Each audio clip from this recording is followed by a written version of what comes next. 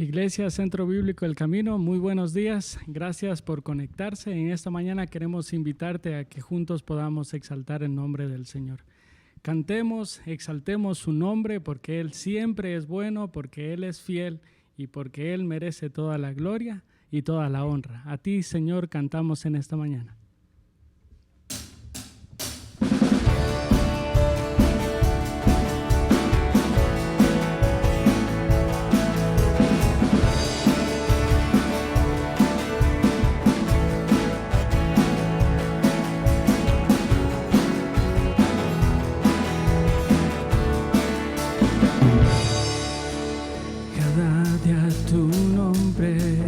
Bendeciré, morar en tu gloria y esplendor, en tus maravillas meditaré, de tu gran poder proclamaré, de tu salvación diré y de tus bondades, porque eres más grande de lo que imagino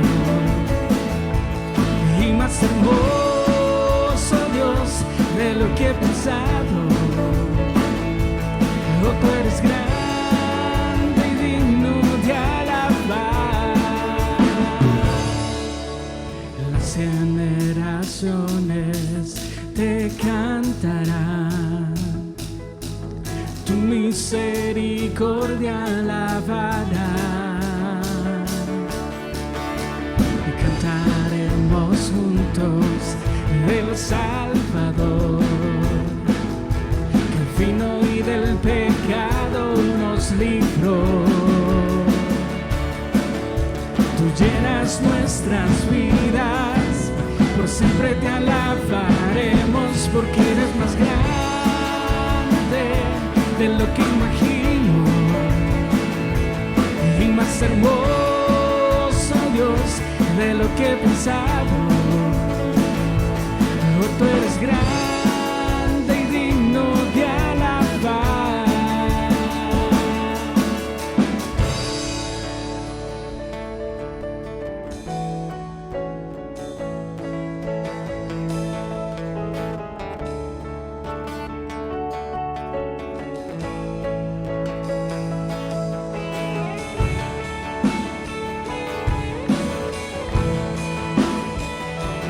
Eres más grande de lo que imagino y más hermoso, Dios, de lo que he pensado, porque eres más grande de lo que imagino y más hermoso, Dios, de lo que he pensado. Oh, tú eres grande.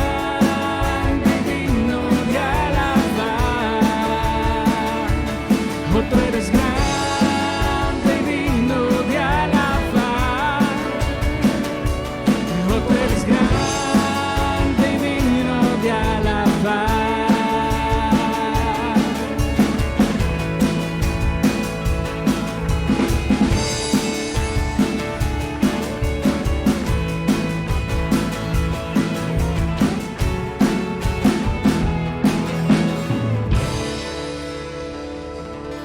Y cantamos, Señor, en esta mañana.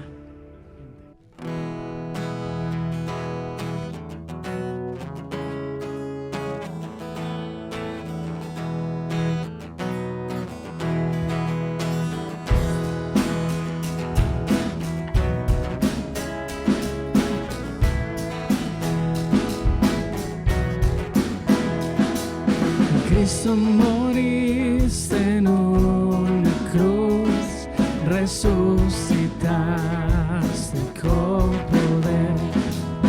Perdona mis pecados hoy, sé mi Señor y Salvador. Cámbiame y hazme otra vez, ayúdame a serte fiel. Cámbiame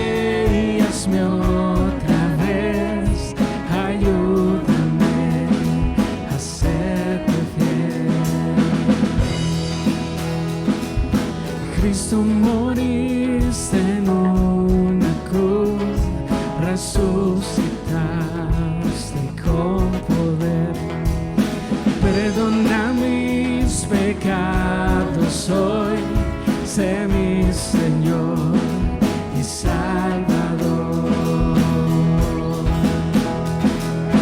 Cámbiame y hazme otra vez, ayúdame a serte fiel. Cámbiame y hazme otra vez, ayúdame a serte fiel. Cámbiame y hazme otra vez, ayúdame a serte fiel. Cámbiame y hazme otra vez, ayúdame a serte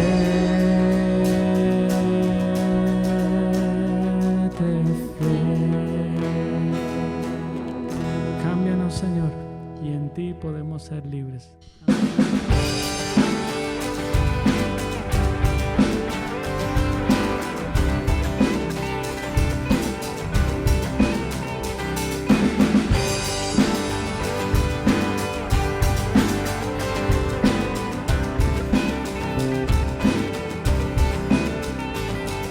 Él viene con poder, todo reino lo verá. Cadena romperá y todos le adorarán. ¿Quién como el Señor Dios fuerte? Él es el león, león de Judá. Él tiene poder para liberar. Todos se postrarán ante ti. Él es el Cordero, Cordero inmolado. Su sangre en la cruz borró mi pecado. Todos se postrarán ante el Cordero y el León. Todos se postrarán ante ti.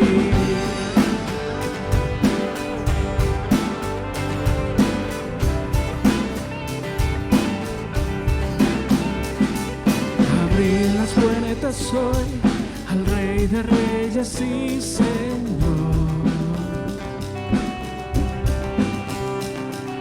el Dios de salvación vino a darnos libertad. ¿Quién como el Señor Dios fuerte?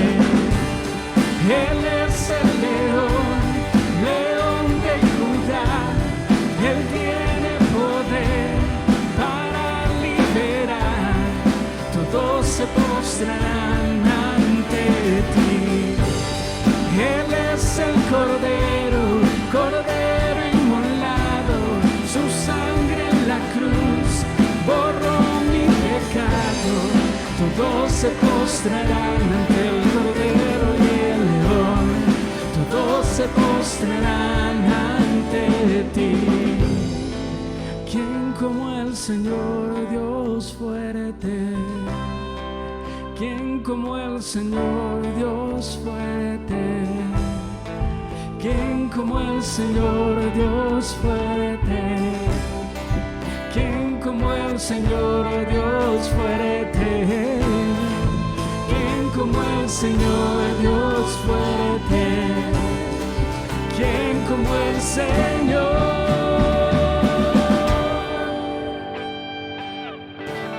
Él es el león, león de Judá.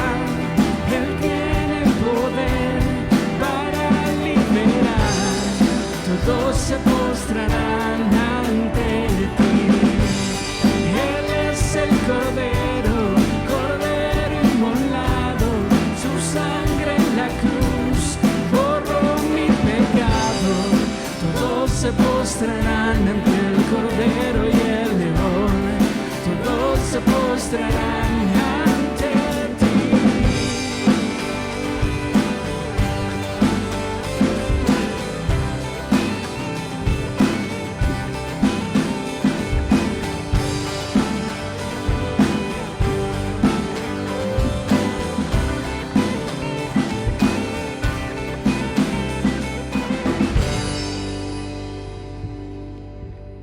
esta mañana quiero invitarte a que podamos reflexionar en un salmo, el Salmo 51, que dice: Ten compasión de mí, oh Dios, conforme a tu gran amor, conforme a tu inmensa bondad, borra mis transgresiones. Lávame de toda mi maldad y límpiame de mi pecado. Yo reconozco mis transgresiones, siempre tengo presente mi pecado. Contra ti he pecado, solo contra ti, y he hecho lo que es malo ante tus ojos. Por eso tu sentencia es justa y tu juicio irreprochable. Yo sé que soy malo de nacimiento, pecador me concibió mi madre. Yo sé que tú amas la verdad en lo íntimo, en lo secreto me has enseñado sabiduría. Purifícame con hisopo y quedaré limpio, lávame y quedaré más blanco que la nieve. Anúnciame gozo y alegría, infunde gozo en estos huesos que has quebrantado, aparta tu rostro de mis pecados y borra mi maldad. El salmista viene ante el Padre realmente rindiendo su corazón. Después de una transgresión que él ha cometido, viene dispuesto a entregarse en vida, alma y cuerpo ante el Señor. Y este canto que vamos a entonar nos invita a venir delante del Señor. Este canto nos invita a que podamos venir delante de Él y decirle a Él que es un buen Padre, decirle a Él también que puede perdonar nuestros pecados y limpiarnos de toda maldad. Así que cuando lo estemos entonando, cuando tú estés en tu casa también cantándolo, pensemos en la obra que Él ha hecho en la cruz y al mismo tiempo reconozcamos nuestro pecado y digámosle a Él que nos perdone.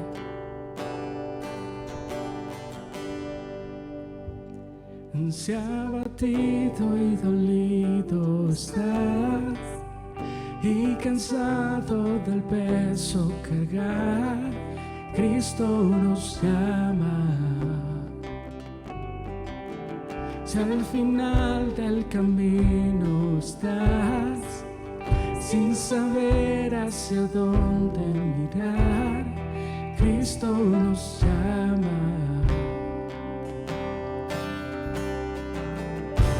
Ven ante su trono, el Padre te recibirá con sangre preciosa. Jesús borró nuestra maldad.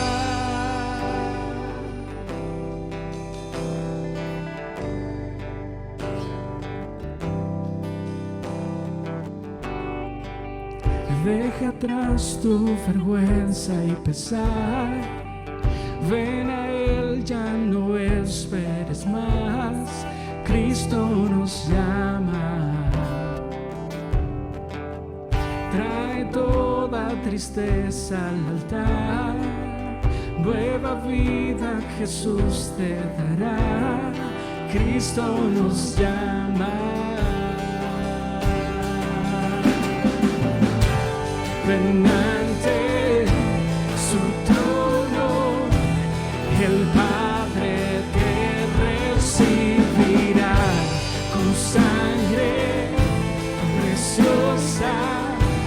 Jesús borró nuestra maldad. Ven ante su trono, el Padre te recibirá con sangre preciosa.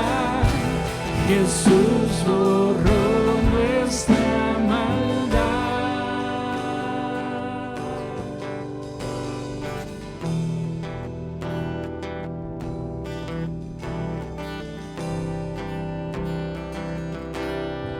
Oh, cuán hermoso es nuestro Salvador. Canta aleluya, Cristo vive. Nadie es más grande, solo Él es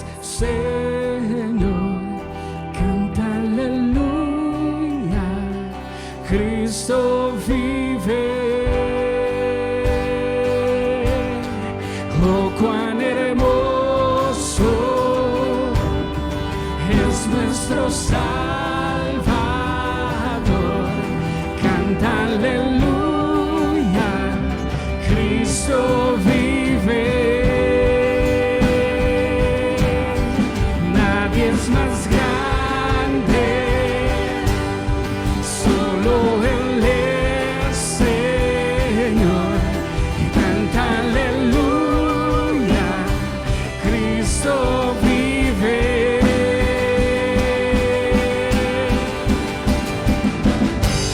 Ven ante su trono, el Padre te recibirá con sangre preciosa. Jesús borró nuestra maldad. Ven ante su trono, el Padre te recibirá con sangre preciosa. Jesús borró nuestra maldad. Por ese sacrificio inmerecido, Señor, para con nosotros, te cantamos y te adoramos, Señor, en esta mañana.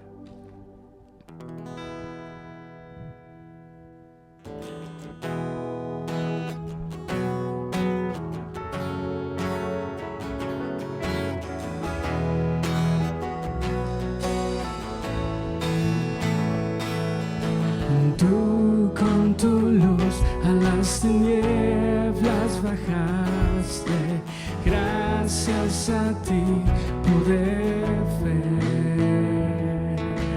Por tu belleza aprendí a adorarte y junto a ti yo quiero estar.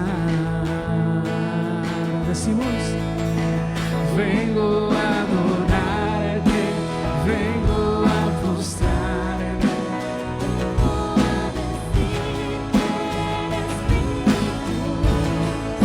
Solo tú eres digno, eres adorable, tan maravilloso para mí.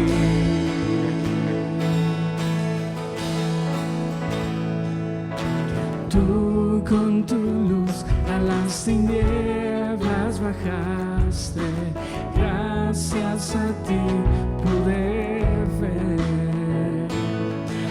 Por tu belleza aprendí a adorarte y junto a ti yo quiero estar.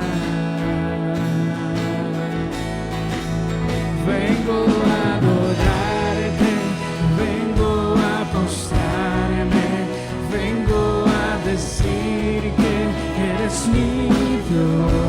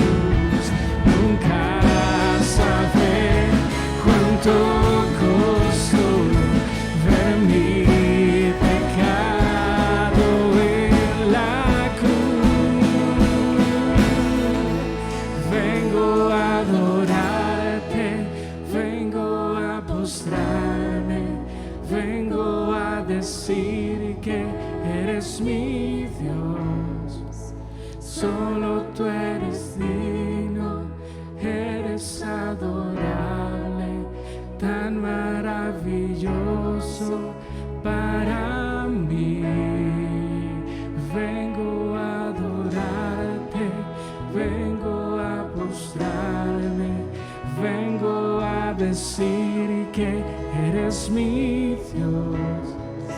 Solo tú eres digno, eres adorable, tan maravilloso para mí.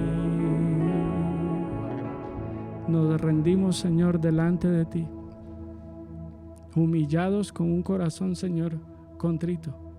Sabemos que tú no desprecias un corazón con esa actitud, Señor. Así que delante de ti estamos siempre dispuestos a querer obedecer tu palabra, a llevar ese reto, Señor, que tú nos mandas como hijos tuyos.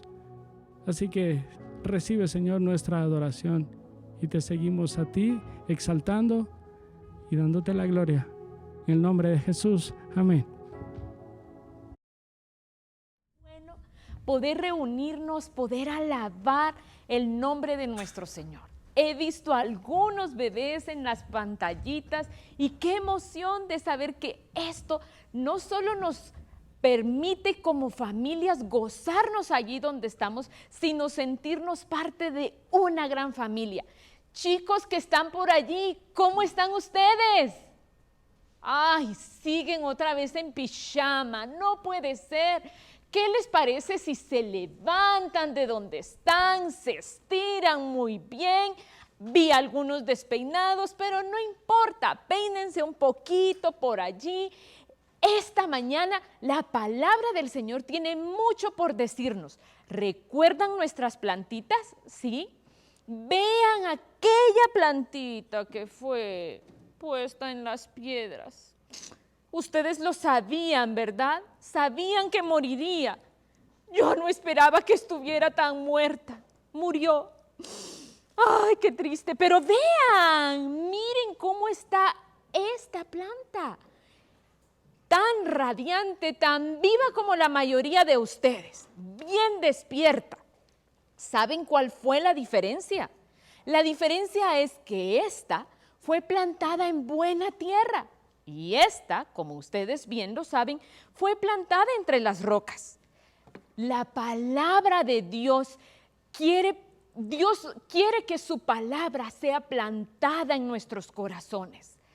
Dios ha dejado su palabra para que de esa manera esa semilla en nuestros corazones pueda dar fruto abundante.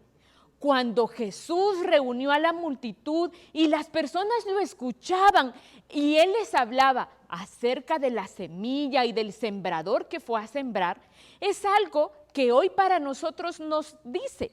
Ustedes podrían encontrar en un libro la manera de aprender a jugar básquetbol. ¿Sí? ¿Sería fácil aprender a jugar con un libro? Claro que no. Para jugar básquetbol necesitan practicar. Pero, ¿sería fácil aprender a tocar guitarra con un libro y nunca tener que usarla? Tampoco sería así.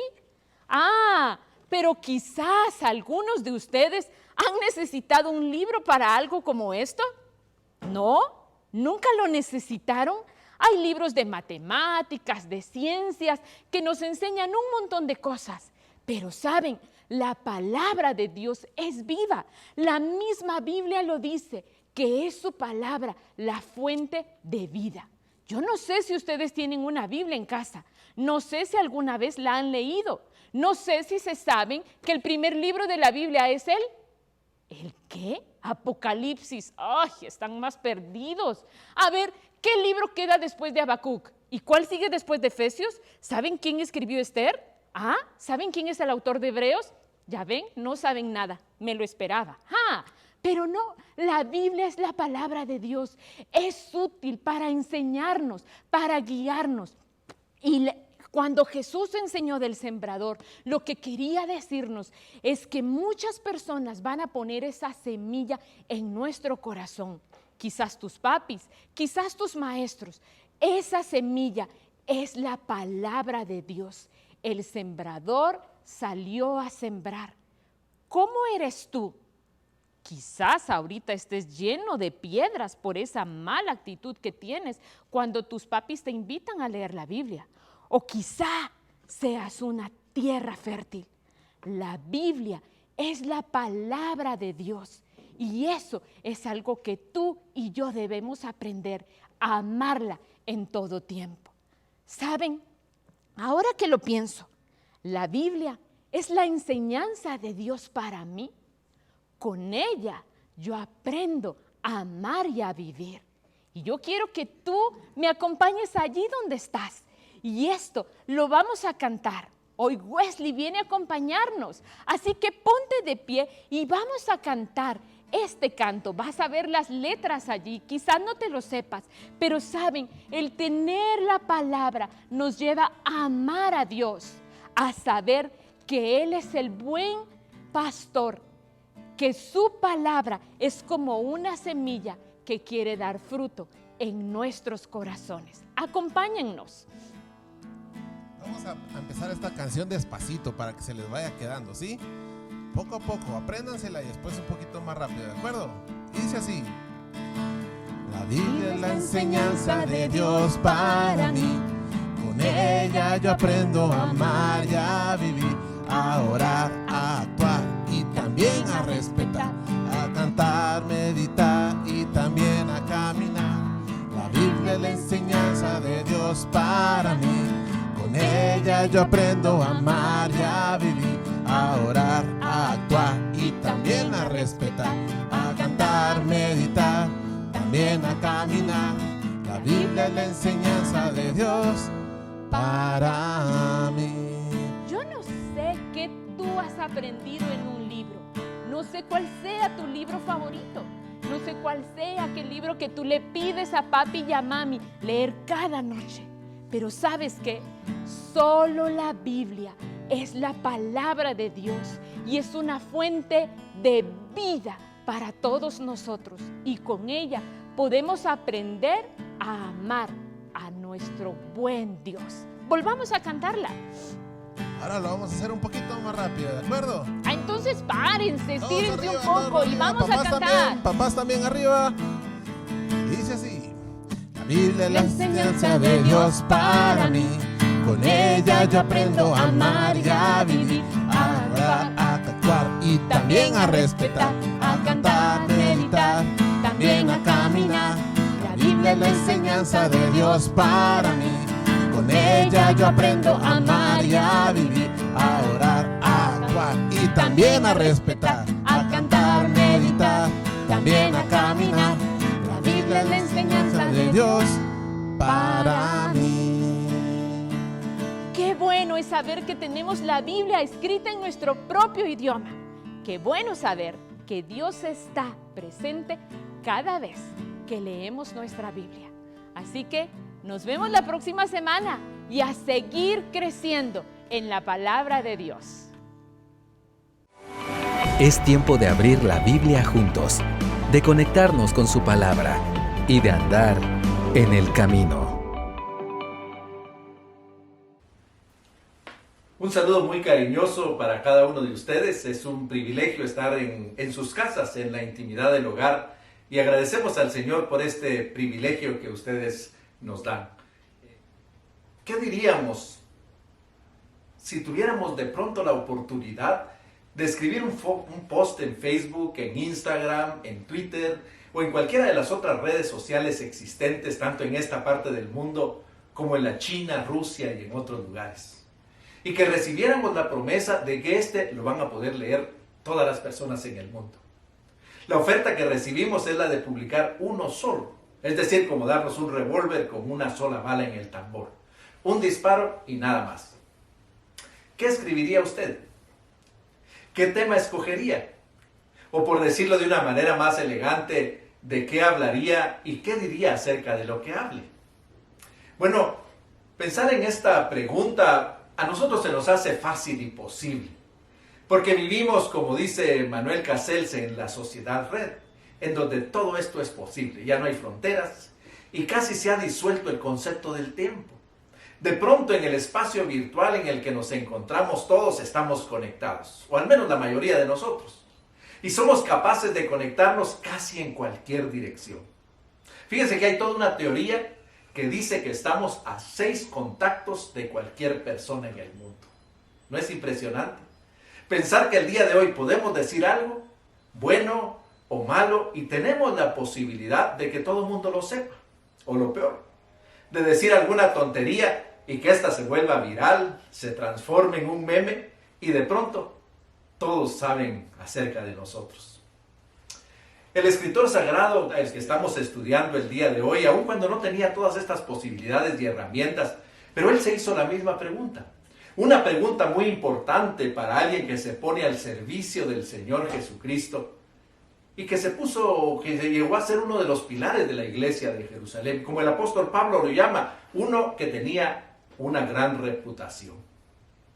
Lo que leemos en su epístola es, por decir así, la respuesta esperada por todos de aquel que en el primer concilio de la iglesia de Jesucristo que se llevó a cabo en Jerusalén, le correspondió la difícil tarea de escuchar a los líderes, de poner atención al Espíritu Santo y entonces proporcionar una conclusión que promoviera la unidad, la cooperación y el compromiso con la evangelización global de la iglesia. Estamos hablando de Jacobo, el hermano del Señor. Él es el escritor de esta carta universal, o mejor dicho, de esta epístola católica, en la esencia del vocablo que significa referente a todo el mundo. Su carta es muy importante, en primer lugar por el alcance. Fue dirigida a las 12 tribus que están en la dispersión. Un concepto que podríamos decir ha despertado mucha discusión para entender si se trata de una carta orientada a los judíos o a la iglesia de Jesucristo. Si se trata del Israel histórico o del nuevo Jerusalén, o de el nuevo Israel, como se le ha llamado a la iglesia. Pero cualquiera que sea la identidad de los destinatarios, deja claro que la intención de Jacobo era sin duda que esta carta llegara a lo más recóndito del cristianismo en ese tiempo. Que alcanzara a todos aquellos que Jesucristo, por su propia voluntad, como él mismo dice, los había hecho renacer por medio de la palabra de verdad, para que fueran los primeros frutos de la creación. Como él lo dice con sus propias palabras, y deja claro que el alcance no es solamente un alcance geográfico, sino también atemporal. Él la escribió para que fuera leída y considerada por todos los creyentes en todos los tiempos. Y eso es precisamente lo que nosotros estamos haciendo ahora. Sin embargo, tenemos que concluir que la epístola se dirige a los judíos. En el sentido más amplio, diríamos que se dirige a los judíos de la diáspora en Oriente, en forma específica a los judíos cristianos, pero también con una llamada para todos los judíos incrédulos. Un comentarista, Thyssen, dice que no hay libro más judaico en el Nuevo Testamento que la epístola de Santiago, aún sin excluir a Mateo, Hebreo y Apocalipsis. Así que tenemos que imaginarnos las luchas que enfrentaban ellos. Por un lado, vivían en una fe incipiente, podríamos decir, que aún se estaba desarrollando y que aún no definía en cuanto a la relación con todo ese sistema religioso judío en el que ellos estaban acostumbrados a hablar. Recordemos que solamente han pasado 20 o 25 años desde la resurrección de Jesucristo. Algunos de ellos han recibido el cristianismo de segunda o de tercera mano en ese proceso de la expansión que ya estaba avanzado. Ya sea por la diáspora, ya sea por la persecución, o ya sea porque los judíos tenían una cultura oral, pero de alguna manera ellos habían recibido esta oleada del cristianismo y ahora estaban participando de él. Se dirige especialmente a los judíos que se encuentran en lo que podríamos llamar la frontera del cristianismo. Es una figura que nos ayuda a entender un poco mejor. Porque es ahí donde por un lado están recibiendo el influjo del cristianismo y por el otro lado de la frontera están recibiendo el peso y la presión constante del paganismo. Podríamos decir que también ellos están viviendo un cristianismo que se vive en diferido. Porque en aquel momento tomaba mucho tiempo recibir las actualizaciones y las noticias de lo que estaba viviendo la fe cristiana en Jerusalén y en otros centros del cristianismo como lo eran Antioquía y Corinto. Así que al considerar esto, es comprensible que su desarrollo espiritual estuviese bajo y que fuera necesaria una carta como esta, que resulta siendo una importante advertencia contra reducir la fe cristiana solamente a una esfera confesional o a una esfera cerebral y nada más. Sin embargo, debemos de reconocer que la carta se dirige especialmente a aquellos que están lejos en la dispersión, a los que están, podríamos decir, la periferia del cristiano, a los que se encuentran al borde de esta primera oleada del cristianismo en su avance por el Imperio Romano. En sentido amplio, diríamos que se dirige a todos los cristianos, pero en el sentido específico se dirige a aquellos que están en la periferia, que necesitan unas palabras como esta. Y eso nos señala precisamente a nosotros, que también nos hemos encontrado y nos encontramos en la periferia del cristianismo. Ahí es donde leer, releer, estudiar y tomar en serio esta epístola se hace de importancia capital para nosotros el día de hoy. Es una carta diferente. La verdad que creo que debemos de confesar que a veces es un poco difícil de leer, especialmente cuando uno tiene prisa para conocer de qué habla esta epístola. Esto algunas veces ha llevado a la confusión o la mala interpretación o incluso a despreciarla. El mismo Lutero no la tenía muy en buena posición, como diríamos. Él mismo la llamó que era una epístola de paja. Sin embargo, es una belleza. Su lenguaje es delicado. Y para aquellos que nos consideramos aprendices de escritor, pues la epístola desborda en una cantidad de imágenes verbales y figuras literarias que vale la pena identificar y disfrutar. Estudiarla por partes o intentar predicarla en la forma en la que lo estamos haciendo, la verdad nos pone en aprietos a cada uno que estamos participando. Porque esta carta, así como es universal en su destino, también lo es en su contenido. No es una epístola lineal como nos tiene acostumbrados Pablo. Y en su estructura no es precisamente la de una epístola, la de una carta. En esta epístola tenemos que esperar hasta el final para poder comenzar a desenredar los nudos, para conectar las ideas y entonces volver de nuevo a leerla y comenzar a entender de nuevo el sentido. En la formación del canon bíblico del Nuevo Testamento, pues intentaron dividir los libros en tres grupos: Evangelium, que contenía los evangelios; Paulinium, el que tenía todos los escritos paulinos; y el tercero le llamaron apóstoles, que es este último donde se encuentran todas las epístolas universales junto con el libro de los Hechos y Apocalipsis. Esta sección intenta, podríamos decir, replicar la versión del Antiguo Testamento que se llaman los sapiensales, los proféticos o poéticos. Así que esta carta, como dice el comentarista Thomas Wright, exhibe una valiosa mezcla de seguridad pastoral, exhortación moral que trasciende su audiencia original. Espero que esto nos ayude a entenderla mejor y a animarlos a ustedes para que la lean con atención.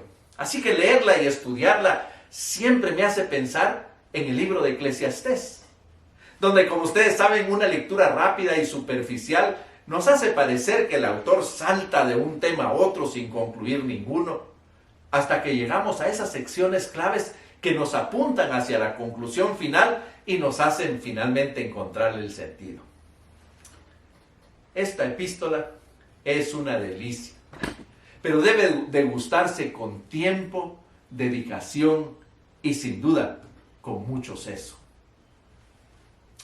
Algunos estamos comenzando y ya se perfilan los primeros temas en esta epístola, ahora que comenzamos, podríamos decir, a desarrollarla o a desenvolverla, mejor dicho, dentro de nosotros. Son tres temas que yo quiero proponerles. Estos son como los cables de acero que sostienen un puente colgante o esos puentes tipo hamaca de los que abundan en el interior de nuestra república. La sabiduría para vivir, las pruebas, los pobres y los ricos. Estos, podríamos decir, son los temas que van apareciendo a través de toda la epístola. Leerla con estos temas en mente nos ayuda en especial en los pasajes que estudiaremos hoy, que iniciaremos básicamente con el que hemos leído, que encontramos en el capítulo 1, los versículos 9 al 11. Leamos. El hermano pobre debe sentirse orgulloso cuando sea exaltado. El rico debe sentirse igual cuando sea humillado, porque las riquezas pasan como flores del campo. En cuanto sale el sol quemándolo todo con su calor, la hierba se marchita y su flor se cae, con lo que su hermosa apariencia se desvanece. Así también se desvanecerá el rico en todas sus empresas. El primer reto con el que tropezamos es el de que algunos comentaristas incluso no saben dónde poner esta sección. Algunos la conectan con la sección anterior que le tocó predicar a Rolando. Otros lo consideran la introducción del tema de los ricos, que ocupa una parte significativa de la epístola. Y algunos pocos simplemente no la consideran dentro de sus bosquejos. Permítame leer la traducción que con mucho cuidado hizo el doctor Ellis Carballosa, de grato recuerdo para algunos de nosotros. La considera de suma importancia por el cuidado que él puso en algunos detalles verbales que no encontramos en nuestras versiones tradicionales. Él lo traduce de esta manera: pero el hermano pobre gloríese en su exaltación y el rico en su humillación. Porque como la flor de la hierba pasará, pero el sol sale con su calor abrasador y se seca la hierba y su flor cae, y la gracia de su parecer perece. Del mismo modo también se marchitará el rico en todos sus negocios. Cuando vemos con atención este pasaje nos dice que la sabiduría que viene de lo alto nos ayuda a saber cómo conducirnos con la vista puesta en las cosas invisibles y eternas, seamos pobres o seamos ricos. Cuando comenzamos a ver con detalle el pasaje, notamos inmediatamente que este está conectado con la sección anterior, donde se nos exhorta a pedir sabiduría de Dios. Esta partícula que el traductor Ellis Carballosa recupera es la que él traduce como pero, para recordarnos que esta está conectada con esa petición de la sabiduría. Al verla en este contexto, nos anima a pedirle sabiduría a Dios para saber cómo vivir, cualquiera que sea nuestra condición económica. Ahora, no es una sorpresa que tan pronto en la epístola se comience a hablar de los pobres y de los ricos, y sobre todo que se dedique tanto espacio en ella para hacerlo. El tema, como dije, se introduce aquí en esta porción, pero se prolonga en el capítulo 2, versículo 1 al 9, y de nuevo se retoma en el capítulo 5, versículos 1 al 6. Pero es que es una realidad que este tema es y ha sido tanto importante como problemático en la Iglesia de Cristo. Basta ver las varias y variadas ocasiones en las que el Señor Jesucristo habló de esto. Le da un lugar muy especial en todo el Sermón del Monte y le dedica varias de las parábolas a enseñar este tema, e incluso en una de ellas enseña a sus discípulos cómo invertir sus riquezas. En primer lugar, nos enseña que el cristiano, sea pobre o sea rico, debe renunciar a ver su vida a través de su condición. Y que tiene que comenzar a verla a la luz de la nueva condición que Jesucristo nos ha hecho renacer.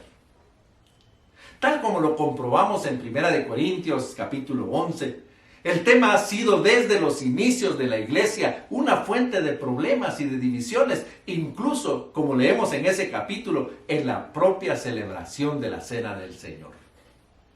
Ahí ya la condición económica y social estaba siendo la causante de divisiones. Imagínense, aquellos que tenían se apresuraban a comer su propia abundante y variada cena, mientras que en el mismo lugar los pobres de la congregación se quedaban con hambre y no los convidaban los que tenían. Es de suponer que este también era un problema entre los hermanos de la periferia del cristianismo, así que continúa siéndolo también en medio de nosotros. ¿No es cierto? aún no podemos resolverlo. Y creo que tenemos que leer y releer lo que aquí se dice y aplicarlo a nosotros en forma personal, pero también como comunidad cristiana. Lo primero que hace es que invita al hermano pobre a gloriarse en su exaltación. Ese sentimiento, esa condición que los ricos creían que tenían por causa de sus bienes y posición. Aquí Santiago invita a los pobres a que levanten la vista y que vean la manera como, sin mediar en sus posiciones o las posesiones, ellos han sido exaltados al haber sido renacidos a una nueva condición por medio de la palabra de la verdad. Ahora, gracias a Jesucristo, el cristiano tiene una posición, ha sido hecho hijo de Dios, el creador de todo. Pero ahora también tiene una posesión, porque tiene una herencia a la que Pedro llamará más adelante una herencia incorruptible, incontaminada e imperecedera, y afirma, esta herencia les está reservada en los cielos. Es evidente que Santiago está contrastando la pobreza material del hermano aludido con la riqueza espiritual que posee por el hecho de hallarse en Cristo. Si bien esta situación no debería darse dentro de la iglesia de Jesucristo, nos anima a que si ésta se da, no nos dejemos desanimar por aquellos que aún dentro de la iglesia del Señor nos consideren inferiores, inadecuados o incluso indeseables por causa de la condición económica y social, sino que levantemos nuestra vista y la pongamos en aquellas riquezas que están reservadas para nosotros, gracias a las misericordias de Cristo. Luego se dirige a los ricos. No está claro si son hermanos o no, si son creyentes o no. No dice hermanos acerca de ellos, así que podríamos tomarlo de ambas partes. Pero lo que queda realmente claro es que es rico y que por causa de su condición, está siendo tentado constantemente a poner su confianza en las riquezas y en aprovechar su condición, y en particular en ver de menos a aquellos que no están a su supuesta altura social. Otro asunto que también, sin ninguna duda, seguimos con necesidad de reflexionar y corregir. ¿No es cierto? Aquí de nuevo vemos ese sabor judío en la carta, cuando la exhortación toma mucho el modelo de las escrituras sapiensales del Antiguo Testamento. Esa parte que nos hace recordar Proverbios, Eclesiastés y aún el libro de Eclesiásticos en su tratamiento del templo. Se exhorta al rico a considerar lo injusto de las riquezas. Como bien lo recordaría el Señor Jesucristo allá en Lucas el capítulo 16, o como Salomón escribió, el Dios no hace acepción de personas, que trata por igual a los ricos y a los pobres, pues todos somos obra de sus manos. En segundo lugar, nos enseña que como cristianos, en lugar de hacer acepción de personas basados en su condición, debemos centrarnos en cumplir la ley, amando a nuestro prójimo, no importando cuál sea su condición. El pasaje que ahora nos referimos se encuentra en el capítulo 2, versículo 1 al 9, que leemos a continuación. Hermanos míos, ustedes que tienen fe en nuestro glorioso Señor Jesucristo, no deben hacer diferencias entre personas. Puede darse el caso que al lugar donde ustedes se reúnen llegue alguien vestido con ropa elegante y con anillo de oro. Y llegue también el pobre vestido con ropa andrajosa. Si ustedes reciben gustosos al que viste la ropa elegante y le dicen, venga usted, siéntese aquí que es un buen lugar, pero al pobre le dice, tú quédate allá de pie o siéntate en el suelo, ¿acaso no están discriminando entre ustedes y haciendo juicios malintencionados? Amados hermanos míos, escuchen esto. ¿Acaso no ha escogido Dios a los pobres de este mundo para que sean ricos en la fe y herederos del reino que Él ha prometido a los que lo aman? Pero ustedes han despreciado a los pobres. ¿Acaso no son los ricos los que los explotan a ustedes y quienes los llevan ante los tribunales? ¿Acaso no son ellos los que blasfeman contra el precioso nombre que fue invocado sobre ustedes? Bien harán ustedes en cumplir la ley suprema de la Escritura. Amarás a tu prójimo como a ti mismo.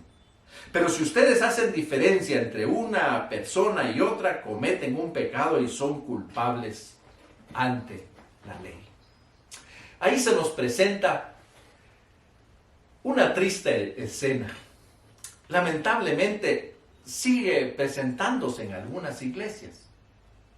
El pasaje está más conectado de lo que creemos con el anterior.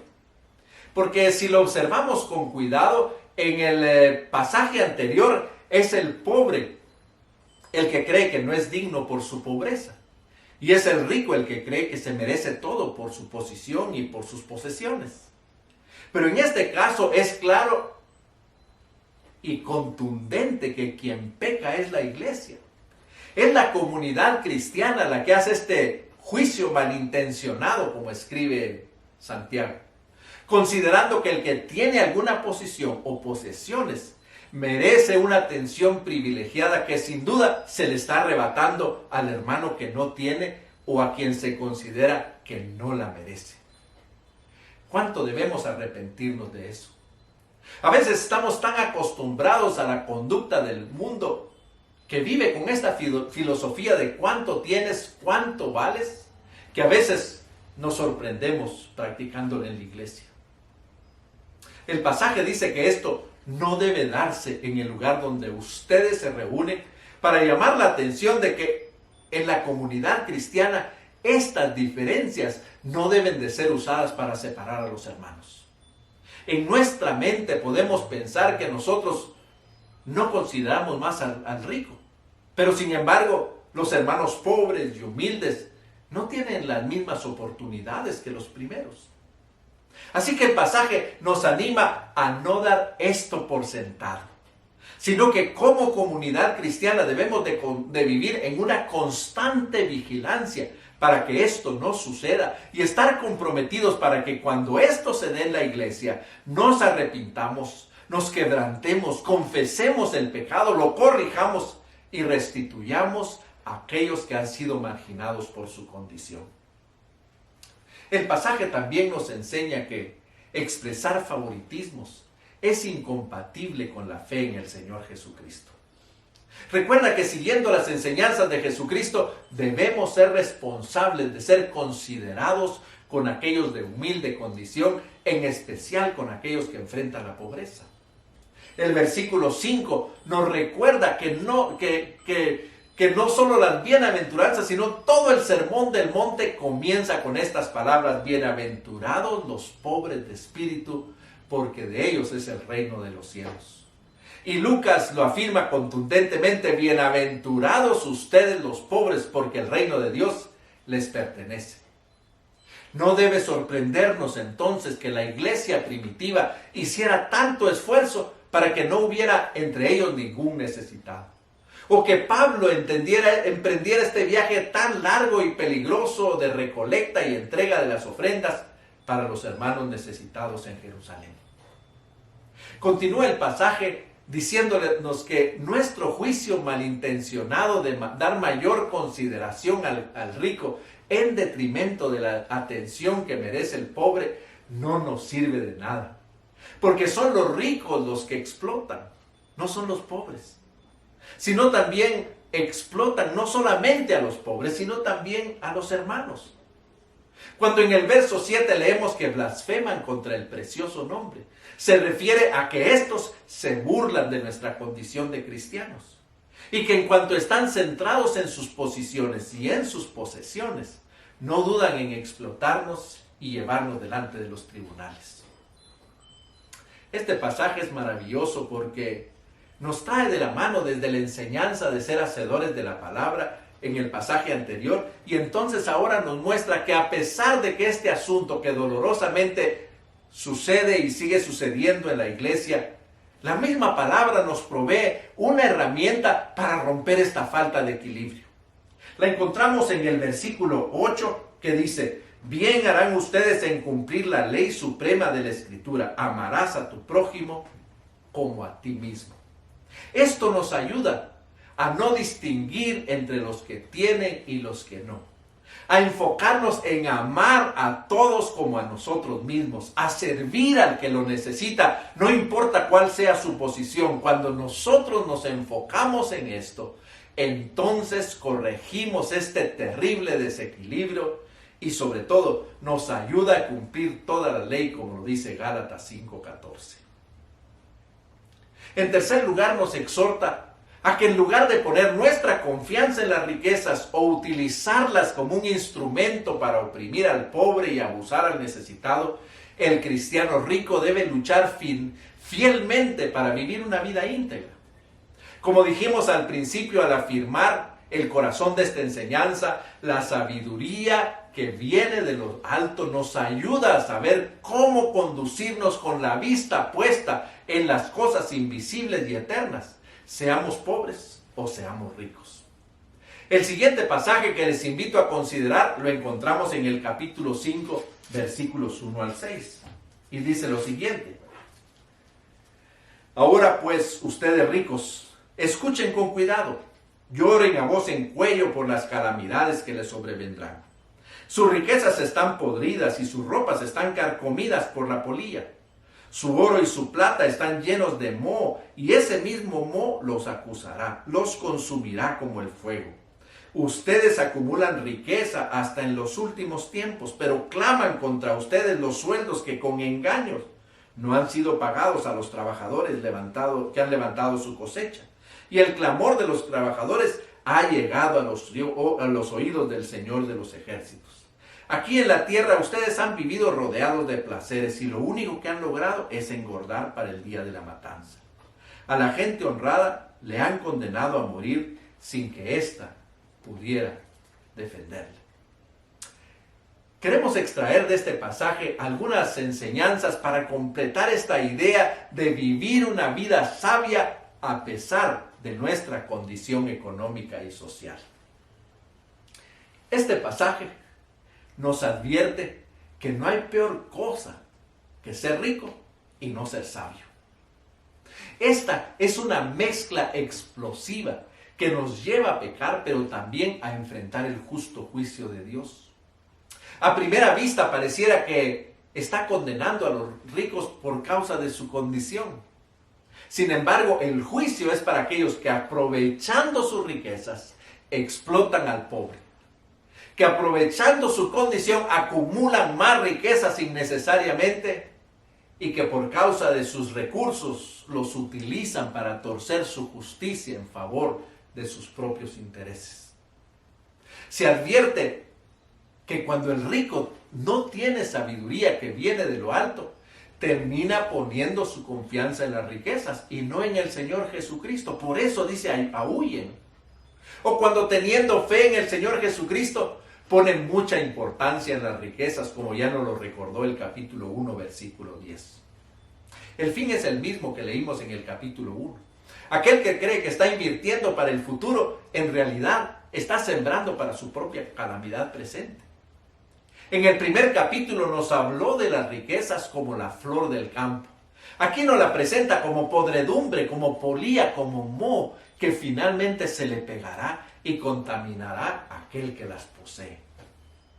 La forma de escribir de esta parte nos deja claro que las calamidades que las riquezas acumuladas están preparando caerán precisamente sobre aquellos que las acumularon. Así que hay un juicio implícito en este pasaje. Dios advierte que aquellos que acumulan para sí y ponen su confianza en las riquezas, Dios las destruirá para que vean que aquello por lo que viven no les sirve para nada. Como vemos, los ricos son condenados por su actitud, por la actitud de dar prioridad a las riquezas materiales, descuidando totalmente los valores espirituales. Esta es la llamada de todo este tema de la riqueza en esta epístola. A vivir una vida madura, a ser responsables como cristianos y apartarnos de estas conductas cuestionables y que nos llevan a juicio. Luego se advierte asimismo que el juicio viene sobre aquellos ricos que, exhibiendo falta de sabiduría, utilizan sus riquezas para explotar a sus trabajadores. a los cuales con engaño no les han pagado lo que les deben, o que los explotan quitándoles las posibilidades de prosperar bajo su cuidado. La idea aquí es por demás dolorosa. Como ustedes recuerdan, en los tiempos bíblicos, lo leemos ahí en Mateo capítulo 20, en aquella parábola de los obreros de la viña. Se esperaba que el jornal se le pagara al jornalero cada día al terminar su día de trabajo. La imagen que nos muestra aquí es que este rico hacendado le retiene al trabajador su jornal con engaños, o lo modifica de manera fraudulenta para pagarle menos. Y entonces comienzan a vivir o viven vidas en exceso, gastando el jornal retenido o robado de sus empleados. Mientras que estos en sus casas están pasando penurias por el jornal que no han recibido o que lo recibieron trasquilado.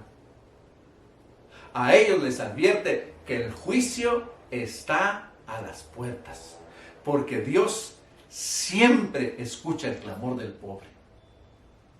Como vemos, la relación negativa de los ricos que guardan con Dios se refleja en los primeros 3 versículos. Y en los siguientes versículos vemos el resultado inevitable de la relación que guardan con el prójimo, particularmente con el pobre. Así que lo que vemos aquí en estos 3 pasajes es una invitación a que nosotros levantemos nuestra vista, que nosotros dejemos de poner nuestra atención, nuestra preocupación y en particular nuestra confianza en los recursos terrenales o recursos materiales. Y que en lugar de eso nosotros podamos levantar nuestra vista. Porque solo la sabiduría que viene de lo alto ayuda a saber cómo conducirnos con la vista puesta en las cosas invisibles y eternas, seamos pobres o seamos ricos. Cuando hemos renacido a una nueva relación con Dios, podemos entonces desarrollar una perspectiva espiritual que nos permita renunciar a ver la vida a través de nuestra condición, no importa que seamos pobres o ricos, y comenzar a ver a la luz de la nueva condición en la que Jesucristo nos ha hecho renacer. Cuando hemos renacido a una nueva relación con Dios, viviremos sabiamente centrados en cumplir la ley, amando a nuestro prójimo como a nosotros mismos, no importando cuál sea su condición, y entonces no seremos culpables de hacer acepción de personas basados en su condición, sino que adicionalmente nosotros podremos cumplir toda la ley. Y finalmente, cuando hemos renacido a una nueva relación con Dios, viviremos en integridad, sin poner nuestra confianza en las riquezas, o sin utilizarlas como un instrumento para oprimir al hermano, al pobre, para abusar del necesitado, sino en Dios, que es dador de nuestra vida y de todo lo que nosotros tenemos. El pasaje es por demás exhaustivo, pero nos pone estos puntos sobre las íes. Nos recuerda a nosotros el corazón de este pasaje, que solo la sabiduría que viene de lo alto nos ayuda a saber cómo conducirnos con la vista puesta en las cosas invisibles y eternas, sea que seamos pobres o seamos ricos. Oremos. Amado Padre Celestial, Señor, en esta mañana queremos darte gracias por esta epístola tan fabulosa. Señor, es pequeña, pero es directa y contundente. Habla de temas, Padre, que nos deben hacer reflexionar para que nosotros vivamos vidas maduras. Para que nosotros vivamos en integridad. Para que no solamente dentro de la iglesia, sino fuera de ella, seamos un ejemplo de transformación por el Evangelio y por el poder de tu Espíritu. Señor, ayúdanos en estas 3 dimensiones que nos ha mostrado la palabra. A que nosotros no nos preocupemos o no vivamos la vida basados en nuestra posición económica o social, sino en esa nueva posición que tenemos en Cristo. Que nosotros, Padre, no caigamos víctimas de ese juicio desafortunado de poner más atención a los que tienen y excluir a los que no tienen. Perdónanos, Padre Celestial, si lo hemos hecho. Perdónanos las ocasiones en las que quizás sin poner mucha atención nosotros hacemos este preferitismo, esa preferencia por aquellos que tienen alguna posición y los atendemos mejor que los que no tienen. Padre, ayúdanos por favor a estar vigilantes como comunidad, a que esto no suceda.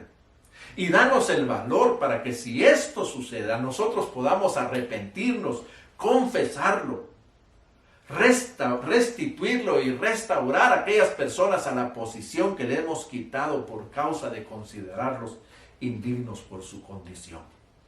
Padre, te pedimos de todo corazón que tú nos ayudes a no poner nuestra confianza en las riquezas, sean estas muchas o sean pocas, porque la pobreza y la riqueza, Señor, no son algo estable. Siempre hay alguien que es más rico que nosotros y siempre hay alguien que es más pobre que nosotros.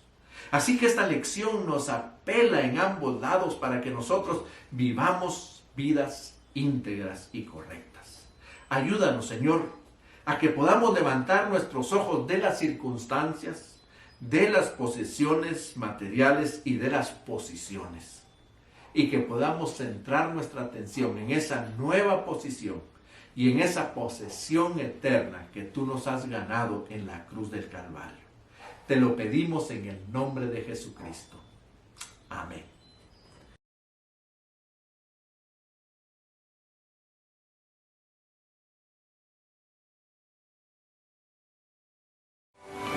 Gracias por acompañarnos hoy. Esperamos que vuelvas y sigas conectado con la palabra.